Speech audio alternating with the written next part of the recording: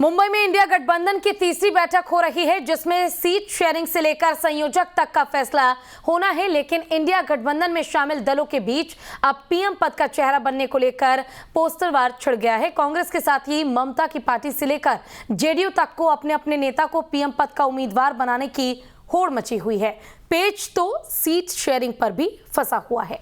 देखिए हमारी खास रिपोर्ट।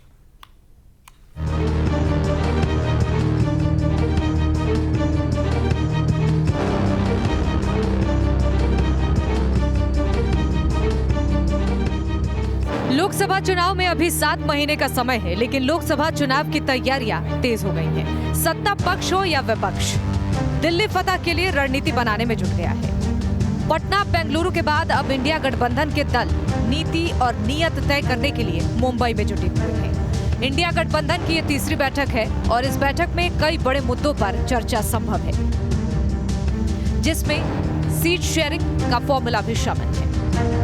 ये जो सरकार थी नरेंद्र मोदी की विफल हो चुकी है, फेल हो चुकी है। इसलिए हम लोग का फर्ज है कि देश की एकता को, अखंडता को, संविधान को, लोकतंत्र को मजबूत करने के लिए हम लोग को इकट्ठा होना है। अपने अपने ईगो को खुल जाना, फर्गो करना है और कॉमन कार्यक्रम बनाकर, प्रोग्राम बना करके और चुनाव में 1 to 1 हम लोग को जाना है। अगस्त के महीने में ही पिछले साल बिहार में हम लोगों ने सरकार बनाया था, महागठबंधन की सरकार बनाई थी। तभी से हम लोगों ने तय किया था, लालू जी, नीतीश जी, कि देश भर में सभी लोगों को एकजुट करेंगे, एक प्लेटफॉर्म पे लाएंगे।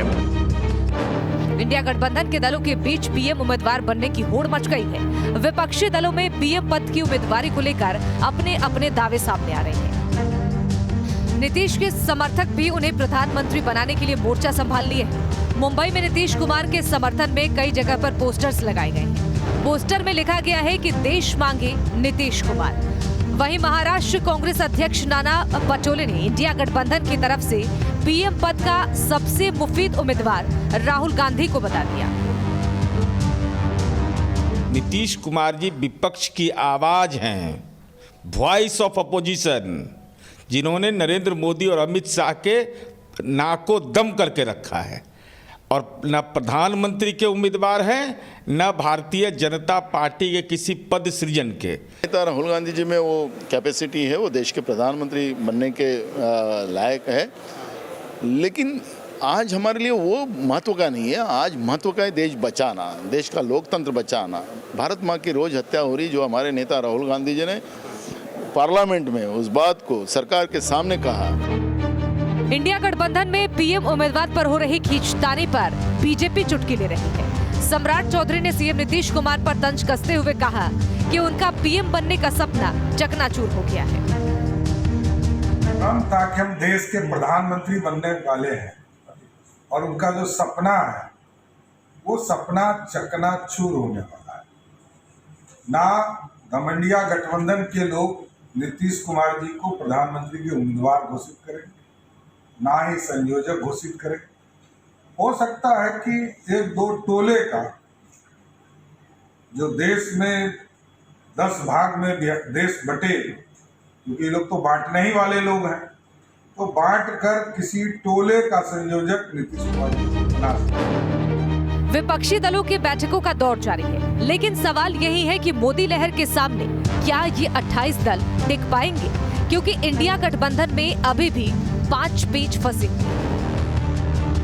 सवाल ये है कि इंडिया का संयोजक कौन होगा, पीएम पद का चेहरा कौन होगा, गठबंधन का लोगो क्या होगा, सीट शेयरिंग का फॉर्मूला क्या होगा। जहां छोटे दल मजबूत हैं, वहां कांग्रेस की दाल कैसे गई। प्रधानमंत्री नरेंद्र मोदी या ये कहें कि एनडीए के विजय रथ को रोकने के मद्देनजर इंडिया घटक दलों की तीसरी बड़ी बैठक मुंबई के भीतर हो रही है। सबकी नज़र इस बात को लेकर होगी कि आखिर चेहरा कौन होगा। भारतीय जनता पार्टी लगातार ये कहती रही है, बारात तो आप लेकर आ जाते हैं, लेकिन दूल्हा कौन है इसके बारे में आप नहीं बताते हैं। सबकी नज़र इस बात को लेकर भी होगी कि संयोजक का ऐलान किस रूप में, किस तरीके से होगा और संयोजक को लेकर कौन सबसे ज़्यादा आगे चल रहा है।